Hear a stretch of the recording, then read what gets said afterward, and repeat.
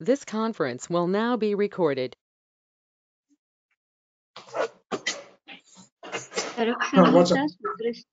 चरक संहिता सूत्रस्थान अध्याय 13 श्लोक क्रमांक 41 वातपित्त प्रकृतयो वातपित्त विकारिणाः चक्षुकामाः क्षताः क्षीणा वृद्धा बालाः तथा अबलाः आयुः प्रकर्षकामांश्च बलवर्ण स्वरार्थिनाः पुष्टिकामाः प्रजाकामाः सौकुमार्यार्थिनश्च ये दीप्त्योजः स्मृति मेधा अग्नि बुद्धि इंद्रिय बलार्थिनाः पिबेयुः सर्पीरार्ताः च दाह शस्त्र विषाग्निभिः।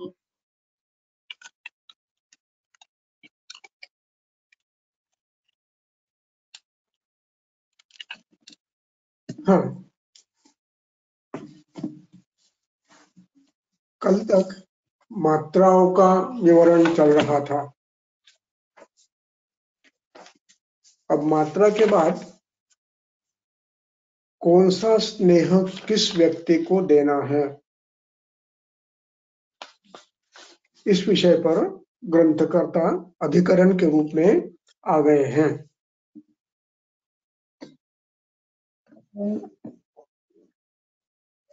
पहला क्रमांक घृत का है।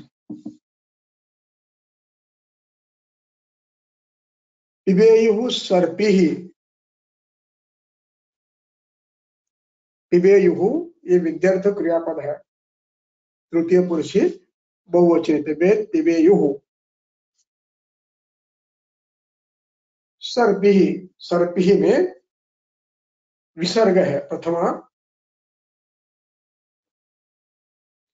द्वितीय एकवचन सर्पिः पिबेत, और विसर्ग का र बना है, इसलिए पिबेयुः सर्पिः, और आगे रार्ता है, रार्ता में आ अलग निकालना है, अर्ताः, सर्पिः अर्ताः, अर्तः का भी विसर्ग है, वो भी बहुवचन है, रोगी के लिए क्रियापद है, ये करता है। अर्ताः सर्पिः पिबेयुः, और अर्तः का विसर्ग है, उसका च बना है, तो उसको अलग निकालना है, तो अर्ताः सर्पिः पिबेयुः, ये वाक्य बन गया। अब च शब्द आया है वो समाहार के लिए है, यानी जो अनुक्त और भी व्याधियां हैं उनके लिए है।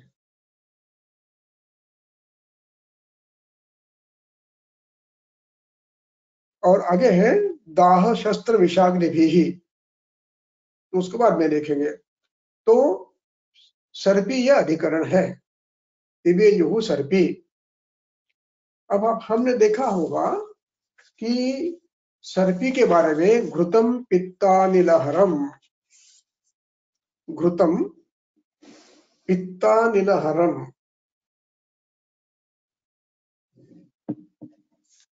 अब यहां पर एक विशेष बात हमें समझनी है, बड़ी सावधानी से समझनी है।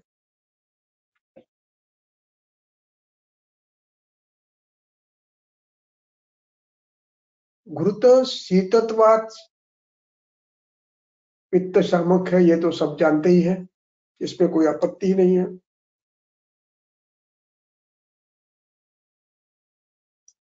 किंतु घृत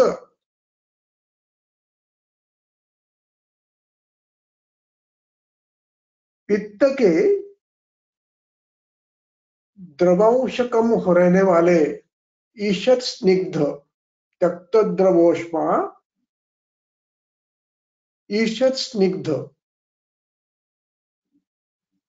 ये जो पित्तावस्था है, निरामावस्था, ईषत् स्निग्ध और अल्पद्रव, ऐसे पित्त में जो आग्नेय अंश है,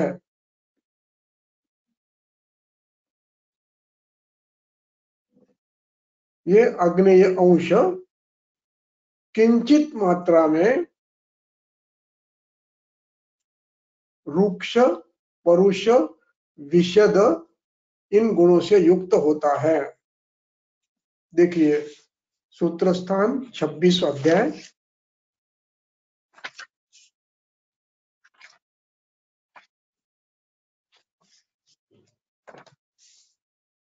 श्लोक क्रमांक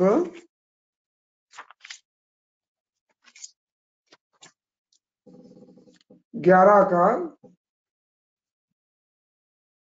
अंतिम श्लोक, 11 का नीचे से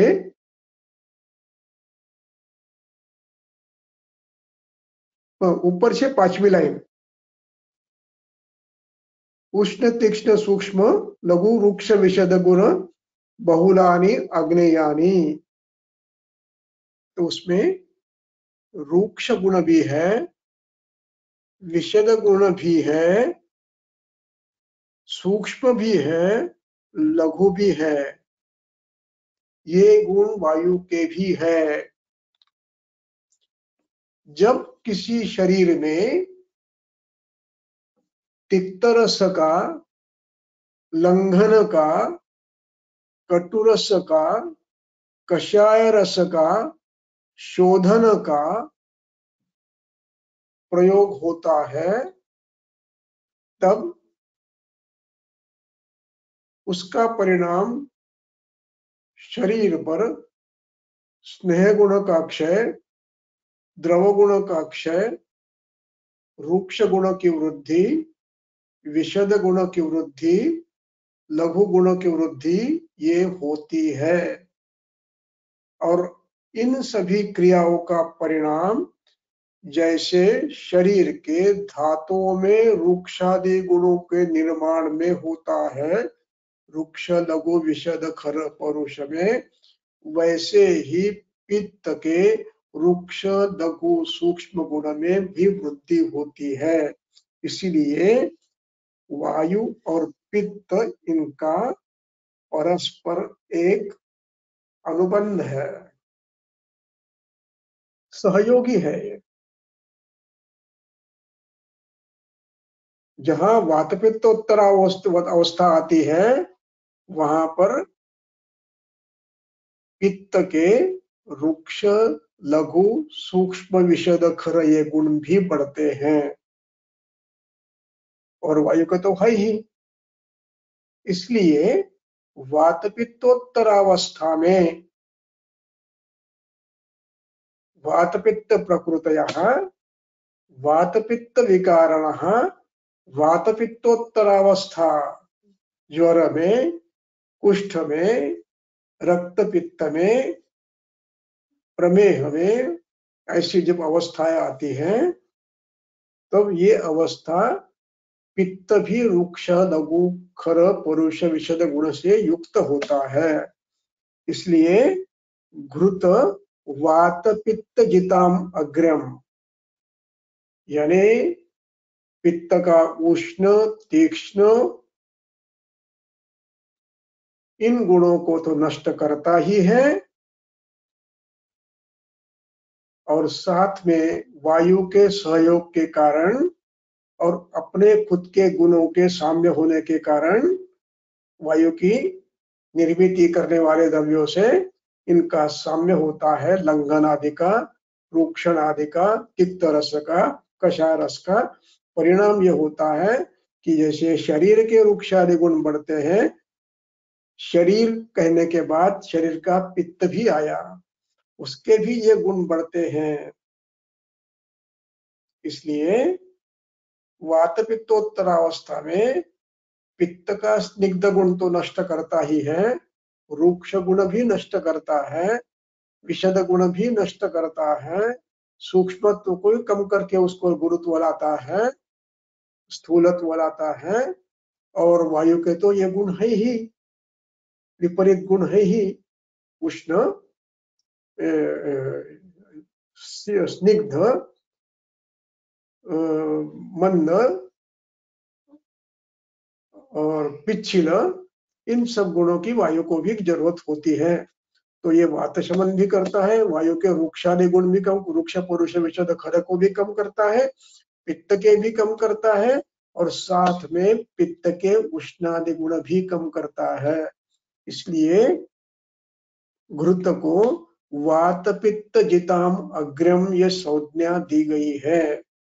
अग्र अध्याय में 25वें अग्र अध्याय में वात पित्त जिताम अग्रम घृतम, और यही बात यहाँ पर बताई है कि वात पित्त प्रकृतियों को ये श्रेष्ठ है, क्योंकि वायु यहाँ सहयोगी है, और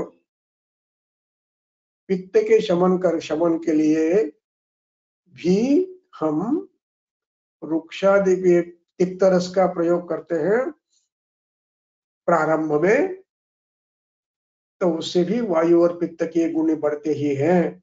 इसलिए इस अवस्था को वात पित्तोत्तर अवस्था कहा जाता है, और इस अवस्था में वात पित्त प्रकृति हो, वात पित्त विकार हो, इनमें घृत उत्तम है, उसको अमृत कहा गया है। देखिए 1 मिनट में बताता हूं मैं।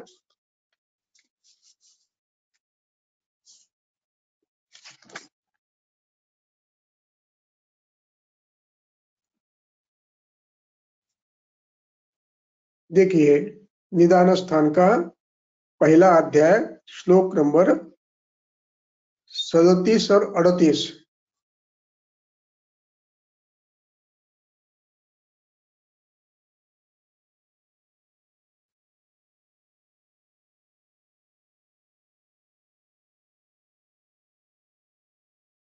चरक संहिता निदान स्थान अध्याय 1 श्लोक क्रमांक 37। जीर्णज्वरेषु तु सर्वेषु एव सर्पीशः पानं प्रशस्यते, यथा स्व औषधसिद्धस्य सर्पीः स्नेहात् वातं शमयति, संस्कारात् कफं, शैत्यात् पित्तम् उष्माणं च। तस्मात् जीर्णज्वरे सर्पीः वाचा सर्पीः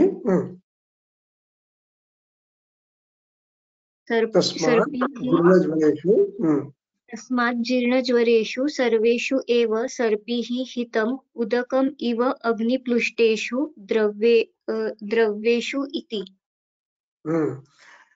अगला पढ़ लो।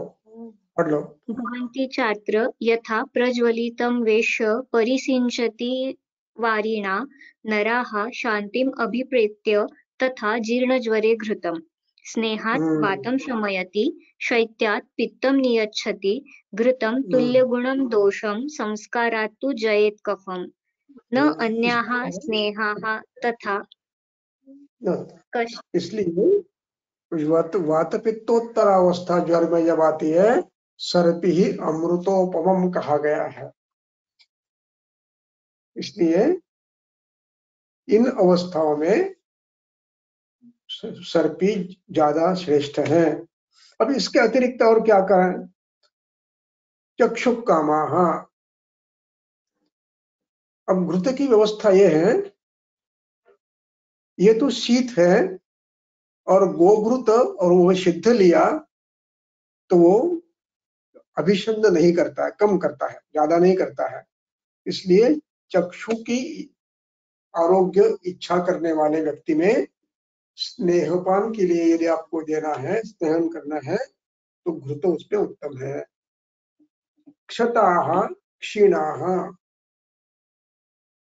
क्षति व्यक्ति सभी प्रकार के वृक्षक के साथ सभी क्षति, इनमें लंघन चिकित्सा के बाद वात पित्तोत्तर अवस्था आती है, उसमें घृतपान, सिद्ध घृतपान व्रण के लिए जो उत्तम है वो देना चाहिए। क्षीण व्यक्ति में, क्षीण कहने का अभिप्राय यहाँ पर यह है कि जो चिकित्साकृत क्षीण है, चिकित्साकृत क्षीण व्यक्ति में घृतपान उपयुक्त है। क्यों? क्षीण कहने के बाद श्रोतोरोजन्य अवरोधजन्य धातु क्षय से भी व्यक्ति क्षीण होता है, जैसे यक्ष्मा में होता है। उसमें जब तक समावस्था नहीं जाती, श्लेष्मा का अभिषंद कम नहीं होता, तब तक घृतपान निषिद्ध है। लेकिन जब श्लेष्मा का आप शमन कर लेते हैं, हेतु बन करते हैं, श्लेष्मा को कम करते हैं, सामावस्था को नष्ट करते हैं, तब जाकर उसमें घृत जैसा भृंगण करने वाला कोई नहीं है, तो वहां पर घृत देना चाहिए। अन्य अवस्था में यानी चिकित्सा के बाद एक धातु क्षय होता है, उसमें तो देना ही है। लेकिन श्रोतोरजन्य धातु क्षय अवस्था हो, क्षीणावस्था हो, तो वहां पर घृतपान साक्षात सिद्ध नहीं करना। पहले दोषों का क्षय करा देना, श्लेष्मा का अवरोध नष्ट कर देना, श्रोत सभी खुले कर लेना, अभिषंद कम कर देना, निरवावस्था प्राप्त करना, और फिर क्षीणता कम करने के लिए ये सिद्ध घृत, जीवनीय घृत देने का अभिप्राय है। वृद्ध व्यक्ति में भी ये देने का अभिप्राय यही है कि वृद्धावस्था में एक तो अग्नि कम होता है और वार्धक्य यह अवस्था मूलतः धातु क्षय की है। तो इस अवस्था में जीवनीय द्रव्यों के साथ वो भी श्लेष्मा क्षय करने के बाद आप स्मृति, मेधा, अग्नि के वृद्धि के लिए इनको आप दे सकते हो। वैसे वृद्धावस्था में भी वात शमन के लिए जब आवश्यक हो तो उष्ण गुण युक्त तेल दे सकते हो, और जब वात शमन की अवस्था पूर्ण हो गई है तब उसमें व्यत्यास से आप तैल के स्थान पर उचित ऋतु में घृतपान भी कर सकते हो, जो कि स्मृति, मेधा और इंद्रियों का बल बढ़ाता है। वृद्धों में घृत देना है, इसका सीधा अर्थ ये नहीं है किसी भी ऋतु में, किसी भी अवस्था में कभी भी घृत दो, ऐसे हो नहीं सकता। शीत ऋतु में, अतिशीत ऋतु में, अतिवर्षा में घृतपान भी सायंकाल में नहीं देना है। आगे वो आएगा श्लोक। और कफवृद्धावस्था में भी स्नेहपान नहीं करना है। वृद्धों में भी, वृद्धों में शारीरिक श्रम कम होते हैं, आहार में यदि परिवर्तन योग्य समय पर योग्य अवस्था में नहीं किया गया तो श्लेष्मा वृद्ध होता है और परिणाम स्वरूप कफज लक्षणों का निर्माण भी वार्धक्य में होता है। लालाश्राव, सिंघाणक, बाधीर्य इत्यादि। तो इन अवस्था में सीधा स्नेहपान नहीं करना है। तो पहले श्लेष्मा को कम करते हुए, निरावावस्था को कम करते हुए, अग्नि को संदीप्त करते हुए घृतपान उस अवस्था में योग्य है जब वातपित्तोत्तर अवस्था आपने ला ली है, श्रोतोरोध अभिषंद आपने कम कर दिया है।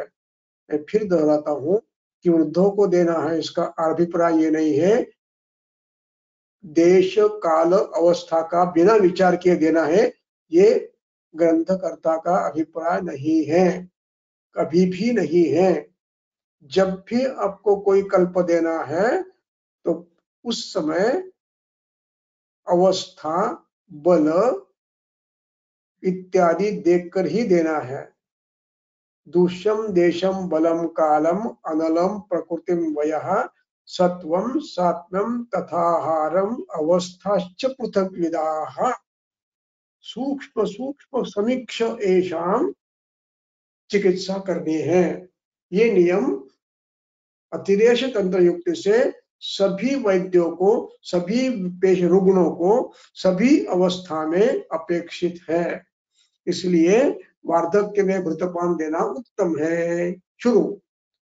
सुबह शाम दोनों टाइम, ऋतु नहीं, देश नहीं, काल नहीं, अवस्था नहीं। शुरू। ऐसे नहीं करना है। वात पित्तोत्तरावस्था, अभिषण कम कर देना, अग्नि मंद न हो इसकी व्यवस्था करना, अब तब जाके घृतपान करना अपेक्षित है। और बालों में भी श्लेष्मा क्षय करने के बाद ही ये देना है। अबला महिलाओं के लिए भी ये उत्तम है, ये लेकिन अवस्था प्राप्त करके देना है। समय क्रियाकालम न पयेत, क्रियाकाल आने के बाद समय नहीं दबाड़ना है, और जब समय नहीं है तब स्नेहपान नहीं करना है। तो उसके बाद है आयु प्रकर्ष कामाश्च। आयु प्रकर्ष कामाश्च, यहाँ प्रकर्ष शब्द ये विशेष शब्द है। आयुर्वेदीय ग्रंथों में इसका उपयोग आयु के बारे में और स्नेहपान के बारे में आया है। इसी अध्याय में श्लोक नंबर 51 में स्नेहस्य प्रकर्षौ तो ये शब्द आया है। स्नेहस्य प्रकर्षौ सप्त रात्रिरात्रकौ, सप्त रात्र त्रिरात्रकौ प्रकर्षौ। तो ये प्रकर्ष शब्द का अर्थ है length of the life, length of the treatment, इसका नाम प्रकर्ष है। तो आयु प्रकर्ष कामाः, आयुषो दैर्घ्यम इच्छुकाः, इस अर्थ में ये शब्द है। कामा शब्द इच्छावाचक है। प्रकर्ष कामा, प्रकर्ष की इच्छा करने वाले, उनके लिए ये कामाः बहुवचन है, पुरुष के लिए आया है, बहुवचन है। यहाँ पुरुष शब्द कहने के बाद लिंग अद्वैत है, स्त्री पुरुष दोनों अपेक्षित होते हैं। संस्कृत में नियम है, स्त्री पुरुष के स्थान पर पुरुष कहा जाता है, माता पिता के नाम के पितरों कहा जाता है। इस प्रकार प्रजा कामाः पुरुषाः स्त्रियाश्च, इनके लिए ये देना है। उसी प्रकार बल वर्ण स्वरार्थिनः, बल अर्थी, स्वर अर्थी, वर्ण अर्थी, यानी अर्थी शब्द चतुर्थी के लिए आता है।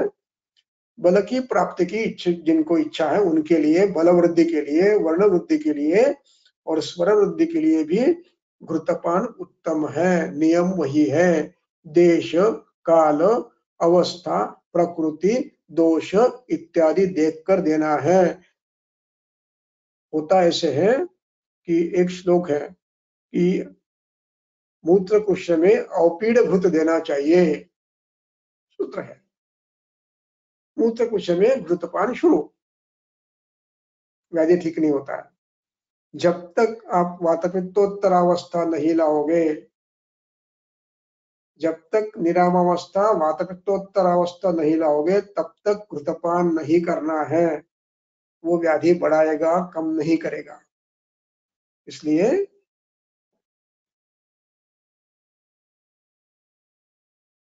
बलवर्ण प्राप्ति के लिए भी देना है तो पहले श्लेष्मा वृद्धि के हेतु बंद करना, अमावस्था के हेतु बंद करना, उसकी चिकित्सा करना और फिर देना, श्रोतोरोध दूर करना, फिर स्नेहपान करना, अन्यथा स्नेह के व्यापद ही आते हैं। श्लोक आएगा आगे आकर, वो बताता हूं मैं फिर। एक मिनट।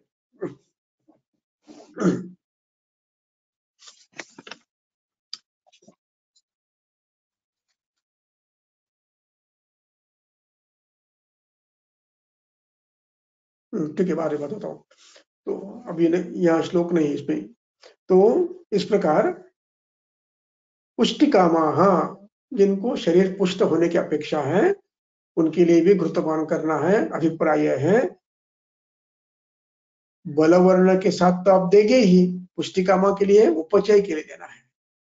यहाँ बल में आप बलवर्धक द्रव्यों का उपयोग करोगे जो, और पुष्टि के लिए उपचय करने वाले द्रव्य देंगे। उपचय करने वाले में पार्थिव अधिक हो गए संस्कार के लिए, और बलवर्ण के लिए जो हो गए उसमें थोड़े से स्निग्ध के साथ मधुर रस प्रदान हो गए। तो पुष्टिकामा के लिए शरीर में सभी धातुओं का उपचय हो, इस पद्धति से मधुर रस का प्रयोग करना है। कामा शब्द फिर आया है इच्छा करने वाला। प्रजा कामा, जिनको प्रजा की इच्छा है, संतति की इच्छा है, उनको भी नियम वही है। शुक्र शोणित इनकी शुद्धि करने के बाद, शरीर की शुद्धि करने के बाद देना है। प्रजा कामा है, चलो घृत दे दो, नहीं, पहले देह शुद्धि कराना है और फिर स्नेह देना है।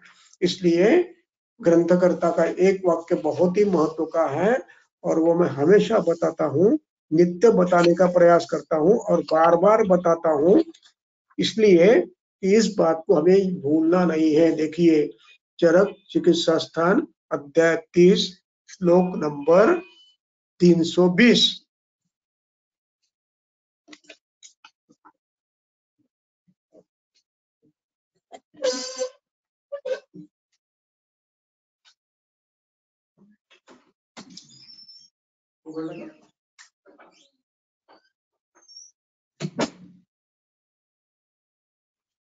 योगैः एव चिकित्सन् हि देशात् अज्ञो अपराध्यति वय बल शरीरादिभेदा हि बहवो मताः। केवल योग से चिकित्सा नहीं बनती है, और यदि ऐसा करते हैं तो उसमें अपराध होता है। अपराध होता है का अभिप्राय चक्रपाणी का यह है कि उसमें गलती होती है।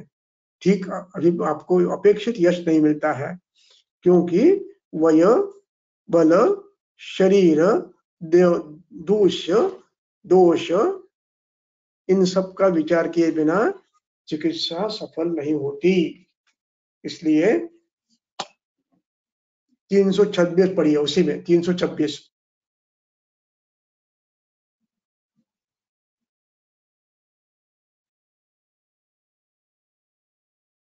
तस्मात् पढ़ो,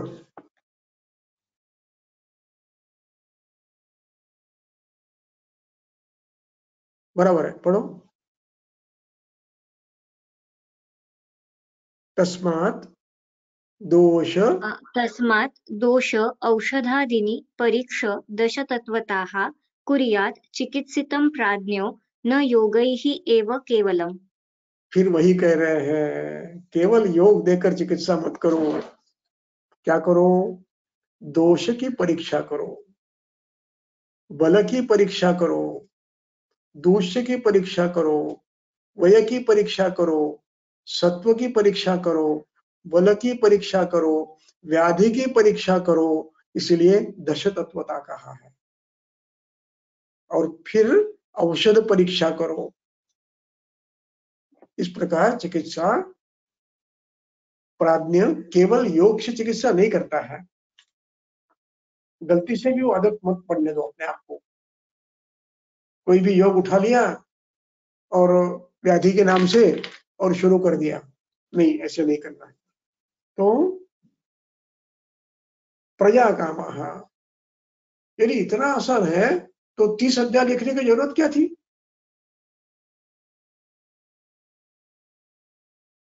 प्रजा काम, सौकुमार जिनको चाहिए उनको भी देने में आपत्ति नहीं है। अब इससे परिणाम क्या हुआ? इसके साथ दीप्ति, ओज, स्फूर्ति, मेधा, अग्नि, बुद्धि, इंद्रिय, बल, इन सब की इच्छा करने वाले को ये आपको देना है। स्नेहाध्याय में अंतिम उसका घृतपान का अंतिम श्लोक है, दीप्ति अर्थिनः, दीप्ति के लिए, अग्नि दीप्ति के लिए, ओज के लिए,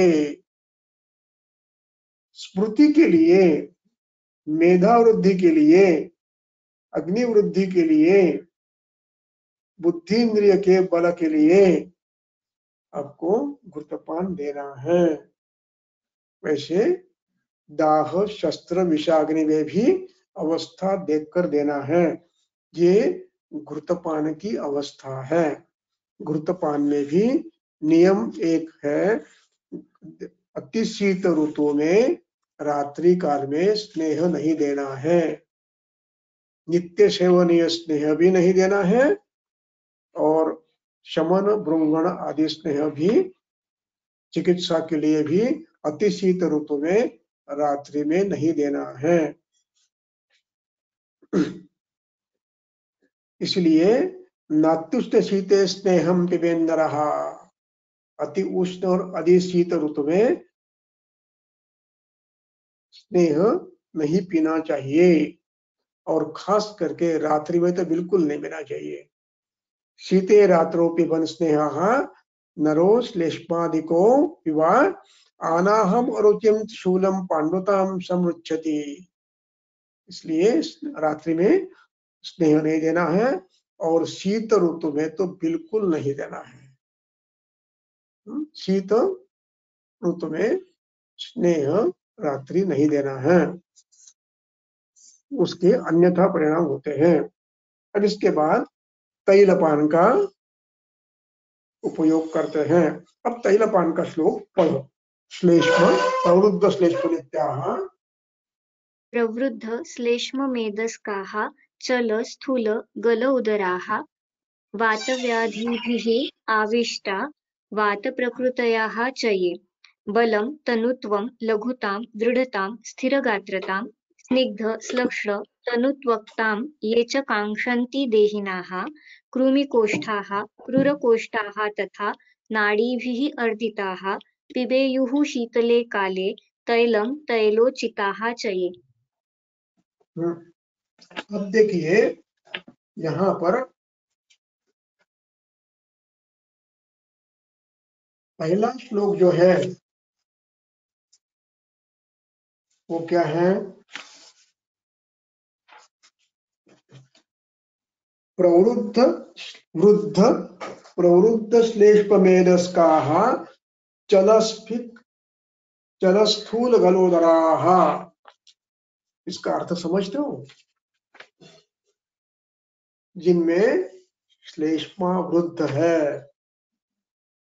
मेध वृद्ध है, मांस अतिवृद्ध है, और इसका परिणाम जिनके स्फिक और स्तन जल हुए हैं, स्थूल है,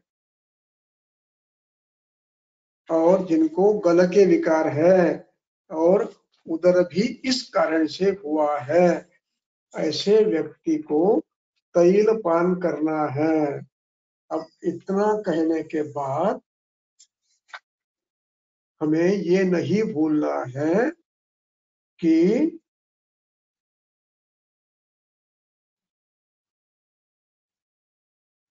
देखिए अष्टांग हृदय सूत्र स्थान 16वां अध्याय श्लोक नंबर 37।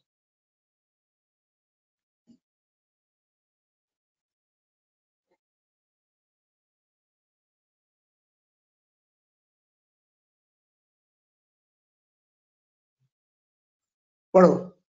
मांसलाः मांसला मेदुरा भूरि श्लेष्माणो विषम अग्नयाः स्नेहोचिताः च ये स्नेह्याः तान् पूर्वं रुक्षयेत् तताः संस्नेह्य शोधयेत् एवं स्नेह व्यापन्न जायते।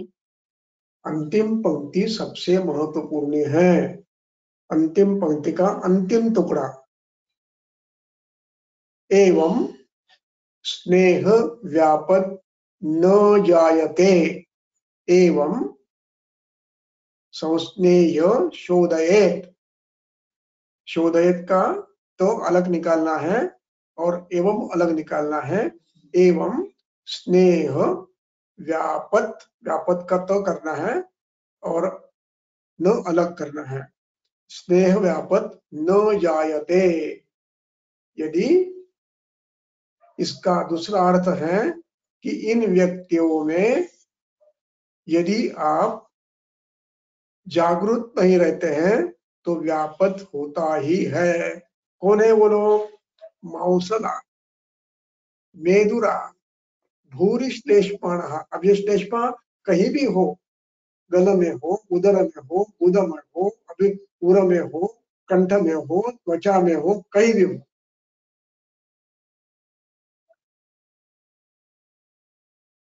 तान पूर्वम रुक्षयेत, उनको क्या करना है? पहले पूर्वम तान सहातौते तमतौतान द्वितीया, उनको, उन सबको जो भूरि श्लेष, भूरि यानी बहुत, प्रभूत श्लेष्मा है, प्रभूत मांस मेदुरा है, गल रोग है, कंठ रोग है, श्लेष्पज है, उदर है, श्लेष्पज है, तान पूर्वम रुक्षयेत, उनको पहले रुक्षण करो। और ततः यानी पंच, उसके बाद, पंचमी है, ततः संस्नेय शोध, उसके बाद स्नेहन करके शोधन करो। यदि ऐसे करोगे तो स्नेह व्यापत न जायते, इसका अर्थापत्ति से अथवा विपर्य से दूसरा अर्थ यह निकलता है कि इन व्यक्तियों में यदि आप रुक्षण किए बिना स्नेहन करके शोधन दोगे तो व्यापद ही होने वाले हैं और कुछ नहीं होने वाला है। व्यापद स्नेहन पान से ही प्रारंभ हो जाते हैं।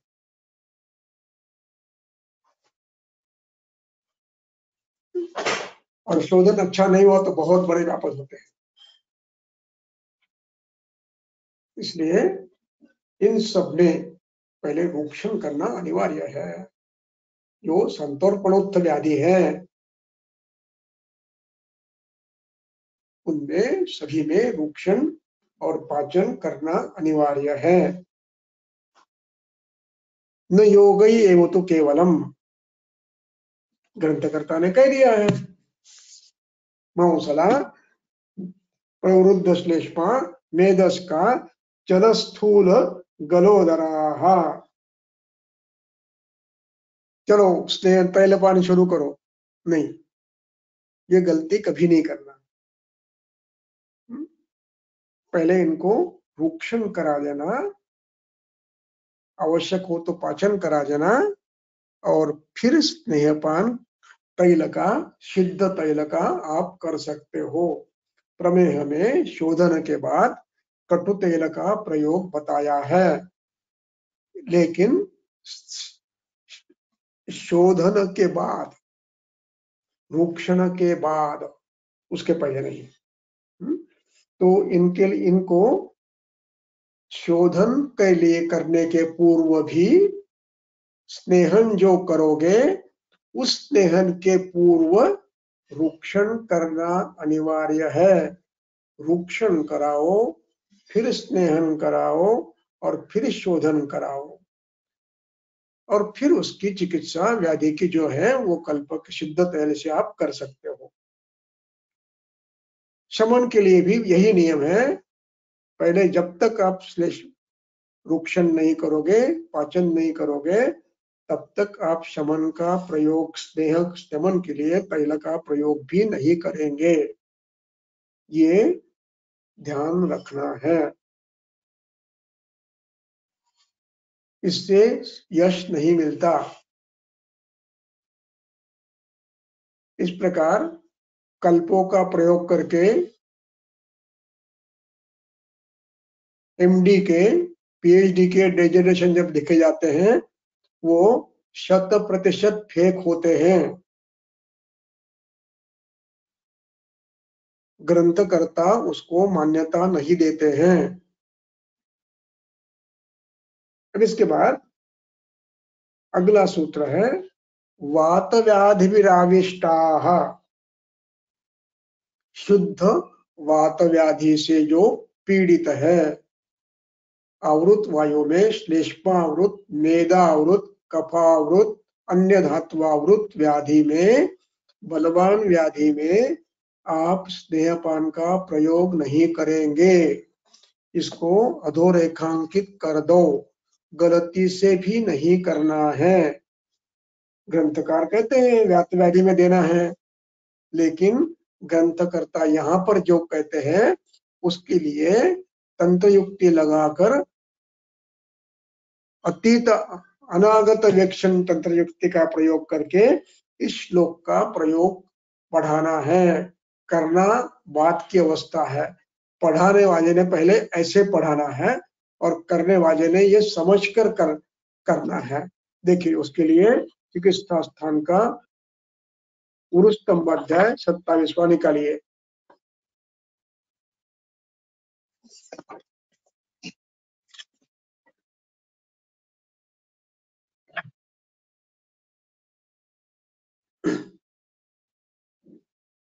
श्लोक नंबर 16।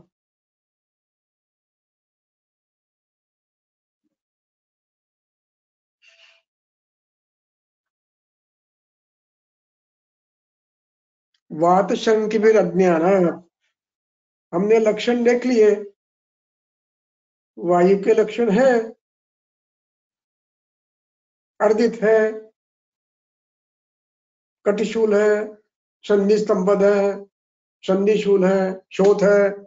चलो वात व्याधि है, क्योंकि ये संधिगत वात, इसमें स्तंभ वगैरह ये वायु में आते हैं और वो अशीति वात विकार में समावेश है। तो शूल सुप्ति ये देखकर हमने वात व्याधि समझ लिया।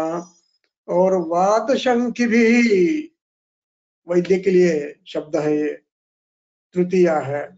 वैद्य ने, किस वैद्य ने? वात शंक भी, जिसको ये शंका आ गई है कि ये वात व्याधि है।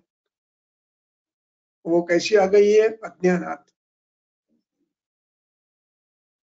उसको ज्ञान पूरा नहीं है, रोगी देखा नहीं उसने पूरी तरह से,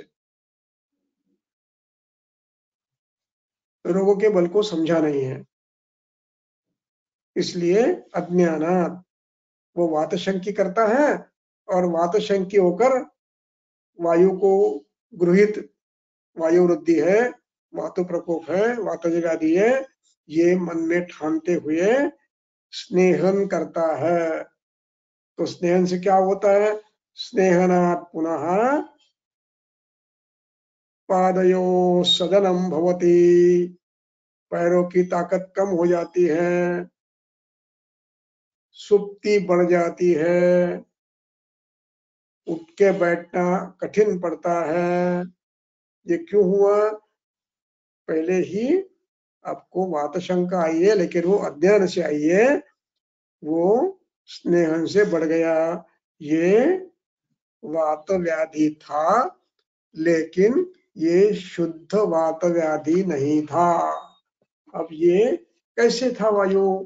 तो उसके लिए सिद्धि स्थान का अध्याय 1 निकालिए।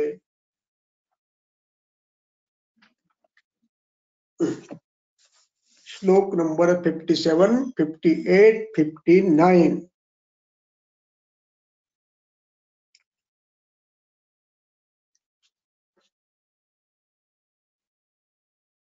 मेदः कफाभ्याम् अनिलो निरुद्धाः शूलाङ्गसुप्ति श्वयथुन् करोति स्नेहं तु युज्यत् न बुधस्तु तस्मै संवर्धयति इव हि तान् विकारान् रोगाः बस इतना तथा इतना ही काफी है, फिर आगे पढ़ेंगे। पहले उसका विवरण कर देता हूँ, उसके बाद पढ़िए। होता क्या है, कई बार ये वायु श्लेष्मा से, मेद से, आम से आवृत होता है और शूल सुप्ति स्वयथु करता है, और यहाँ पर अज्ञानवश आधे अधूरे अध्ययन से एमडी पीएचडी बना हुआ चिकित्सक भी गलती कर सकता है।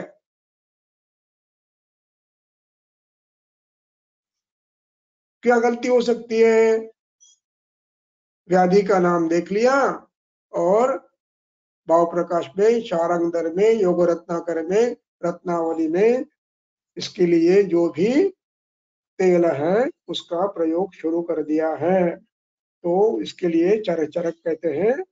अग्निवेश जी कह रहे हैं स्नेहम तु युंजन, स्नेहम युंजन, स्नेहम द्वितीय एक वचन है, स्नेह का प्रयोग युंजनमय प्रयोग।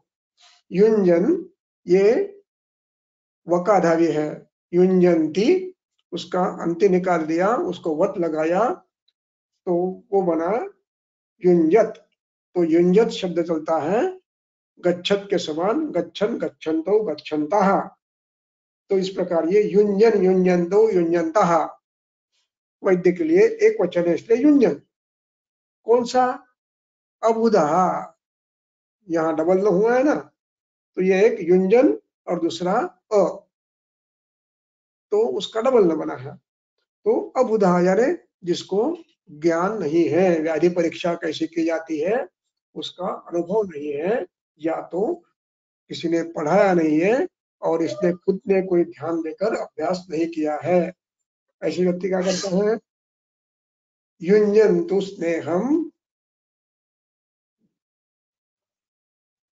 शूलांग सुप्तिं स्वयथुन करोति। इसको स्नेहन करते हुए वातव्याधि देखकर शूल सुक्ति बढ़ाता है, संवर्धयति एव तान विकारान, ऐसे लोगों को बढ़ाता मात्र है।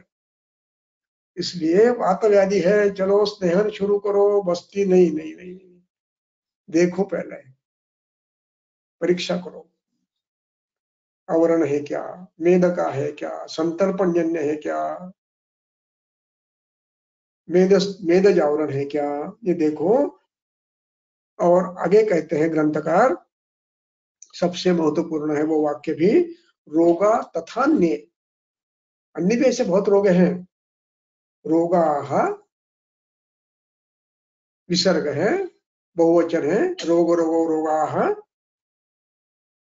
उसका स बना है, तथा अन्य, अपि, अपि का यह बना है, अवितर्क्यमाणाः, जिनकी कल्पना नहीं कर सकते हो, ध्यान में सिद्धता से झट से नहीं आता है।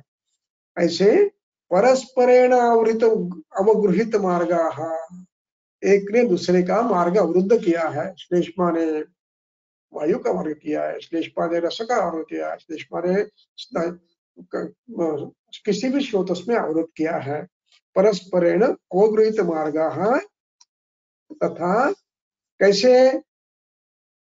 धातुभिरेव अन्यैः, रस से, रक्त से, मेद से, मांस से अथवा अन्य किसी भाव से जब आवृत होते हैं, परस्परेण अवगृहित मार्गाः रोगाः अवितर्क्यमाणाः, जिनकी कल्पना नहीं आती सीधे सीधे देखने के बाद।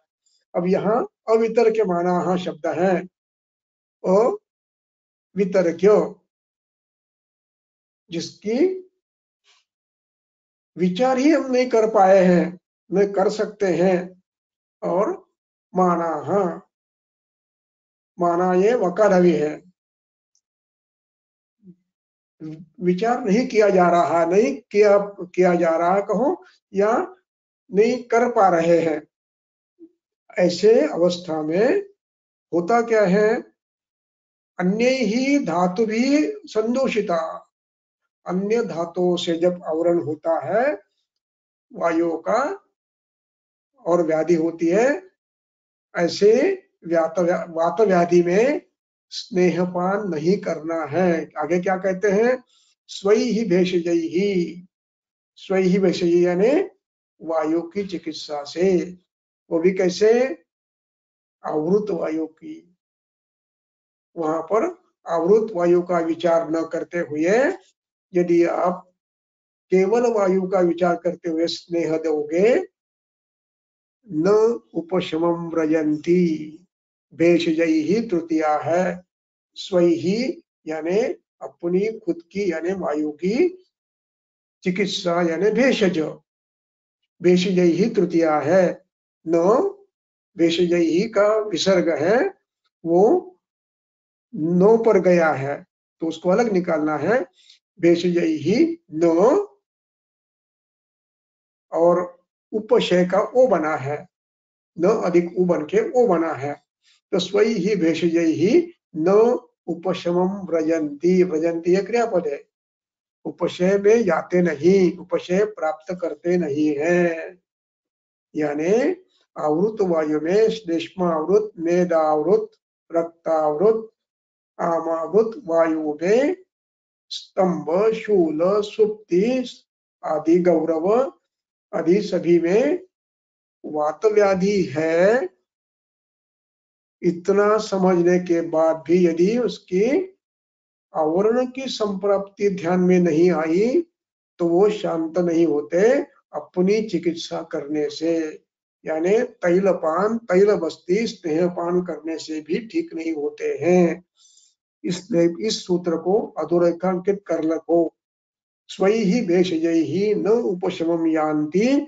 इसका विवरण चक्रपाणि ने बहुत ही बढ़िया तरह से टीका में किया है। अब हम पढ़ेंगे तो कहां से पढ़ेंगे? पूरी टीका पढ़ेंगे हम, इसकी बहुत महत्व की है। एक जगह ग्रंथकार करते हैं वातवादी में जो पीड़ित है उनको स्नेहपान करो, लेकिन उस समय हमें ये नहीं बताया जाता है कि यहाँ पर अवस्था देखना है। अवस्था देखने के आदेश ग्रंथ में भिन्न भिन्न स्थानों में दिए हैं, उनको दुर्लक्षित किया जाएगा यदि ध्यान में नहीं आया तो। इसलिए उनको आगत वेक्षण तंत्र युक्ति, अनागत वेक्षण तंत्र युक्ति से देखना है और फिर विचार करना है। इसलिए टीका पूरी पढ़ेंगे। मैं इस बात को इसलिए गंभीरता से रख रहा हूं कि मैं भारतवर्ष में बड़े बड़े आयुर्वेदीय ख्यात नाम रुग्णालयों में चिकित्सा क्रम देखकर आया हूं, और तब मुझे लगा कि इस बात को स्पष्ट करना अनिवार्य है। तो चिकित्सा वो टीकाकार क्या कहते हैं अब पढ़ेंगे। मेदक कफाभ्याम इत्यादि, मेदसा तृतीया एक वचन, कफेन तृतीया एक वचन, वा इति मेद कफाभ्याम अथवा दोनों से। अब इसमें वा शब्द में और एक लगा लो, आमदोष। मेद कफाभ्याम अत्र शूलादीन, शूलादीनी, शूलादीन,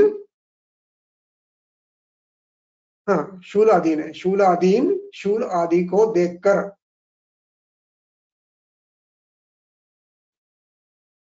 निरीक्ष, निरीक्ष का अर्थ है नि अधिक ईक्ष, ये लेबंत है, पूर्व कालवाचक धातु साधित विशेषण।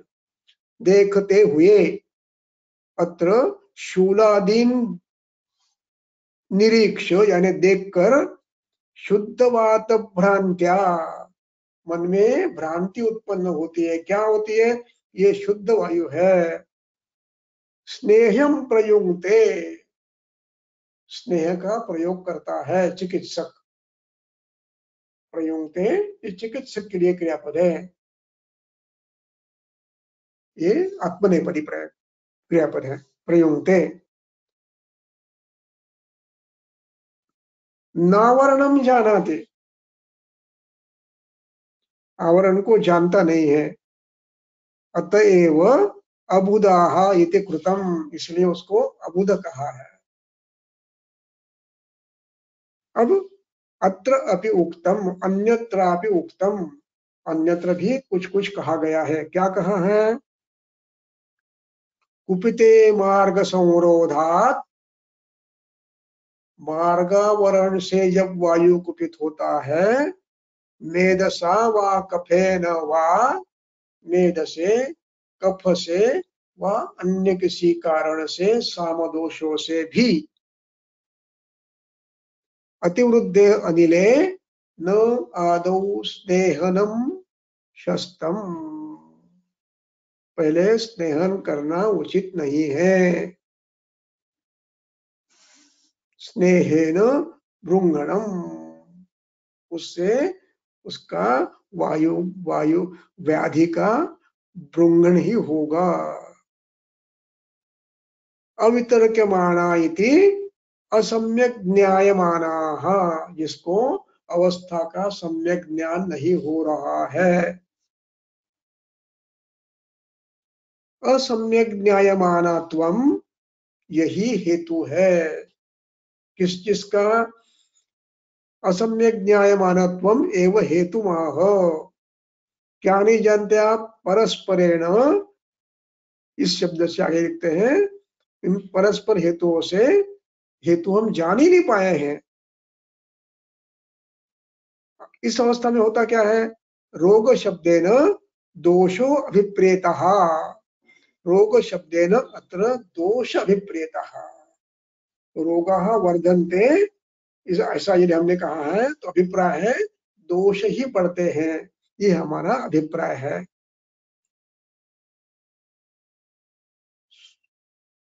रोगाः शब्द से दोष शब्द लेना है, ऐसे चक्रपाणी कहता है।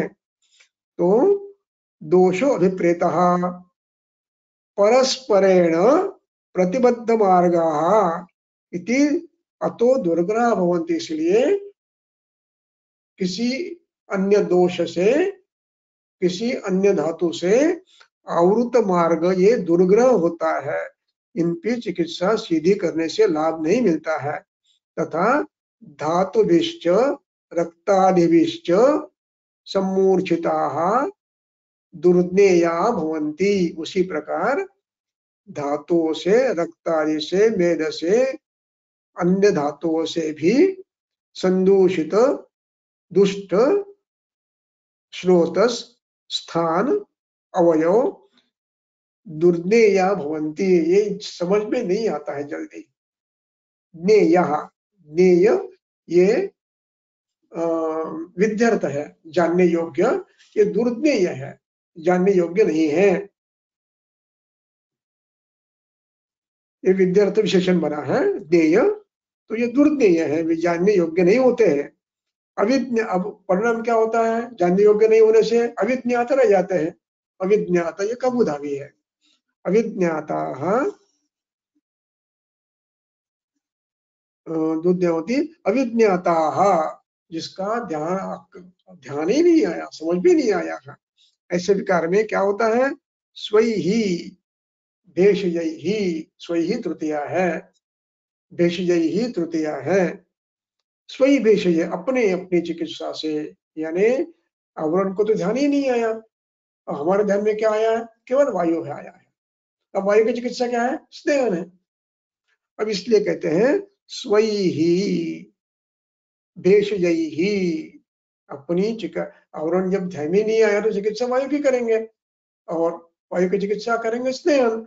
तो यहाँ अभिप्रेत है स्वई भेषजयति स्नेहनैः भृंगणैश्च प्रशमं न व्रजन्ति। व्रजन्ति गतिवाचक धातु है, प्रशम नहीं होते। अब आगे आगे टीकाकार लिखते हैं स्वैहि भेषजैहि इति मार्गावरोध आदि कारण दोष धात्वंतर निरपेक्षकैः एक दोष भेषजैः। मैं स्पष्टीकरण करता हूं। मार्गावरोधादि, मार्गावरोध करने वाले मार्गावरोध करते हुए शूलादि उत्पन्न करने वाले कारण हेतु। अब हेतु किस स्वरूप के हैं ये? एक हेतु तो हेतु हो गए हैं आहार आदि के, यहाँ पर उनके परिणाम से बड़े हुए दोष अपेक्षित है।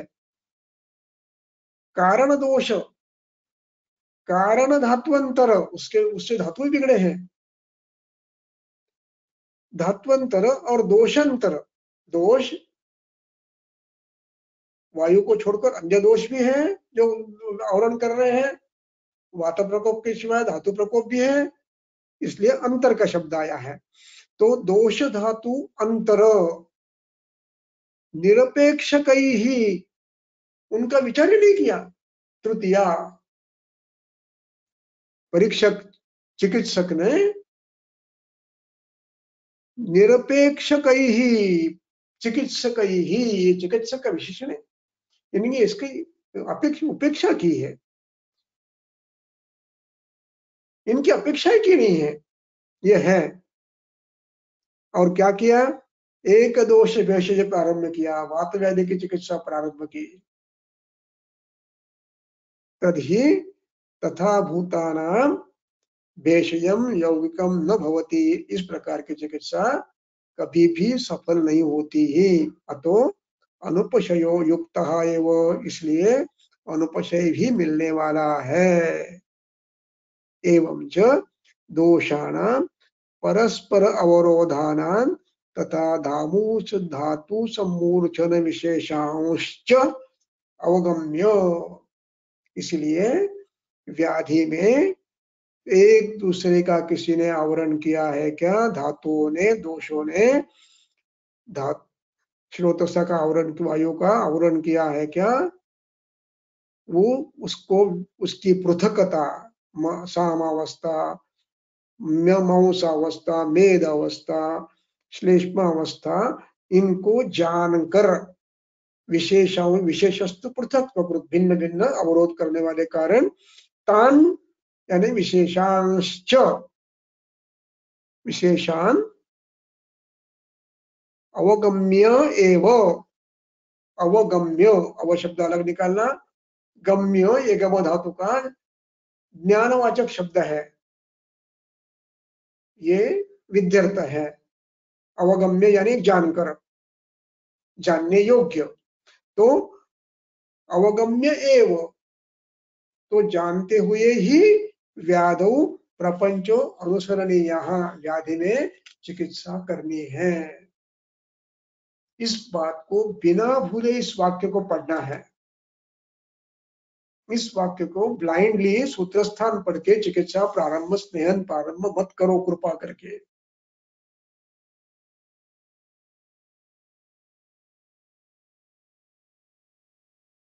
आगत वेक्षण तंत्र युक्ति, अनागत वेक्षण तंत्र युक्ति का प्रयोग करके पूरे ग्रंथ को समझ लो।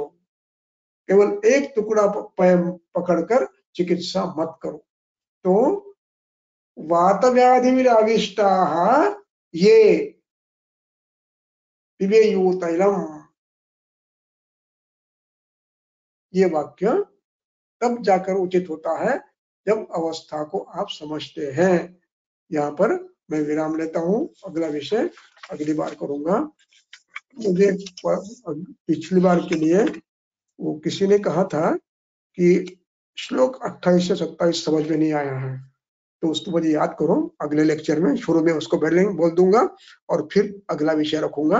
आज यहीं पर रुकता हूँ, बहुत समय लिया इसलिए मैं क्षमा प्रार्थी हूँ। थैंक यू सर, बहुत अच्छा समझा है आज का।